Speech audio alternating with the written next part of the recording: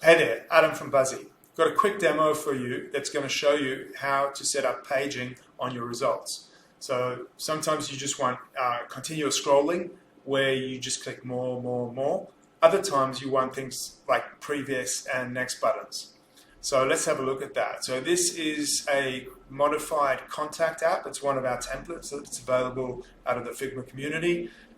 You can look at a list of results, and I've just put in, I haven't put in full names over here, I've just put in letters. You can see they sorted alphabetically in this view, and I can click next page, and now we can see the next 5, and I can click again, and there's only 3 that are left. Let's have a look at how that's set up in Figma. So the first thing that we've got over here is a view. This view component is pulling data out of the scheduler call data table. There's a results layout. The page size is 5. The sorting key is on name and it's ascending, and that gives us our results.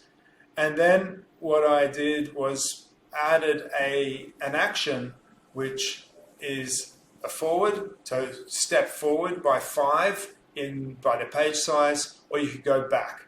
And you'll see that when you run it, if there's no previous, they disappear. If there's no next, that disappears as well for you. So it's pretty easy to set up. Again, a view with these actions of previous and next. Cool. Have fun. Thanks for watching.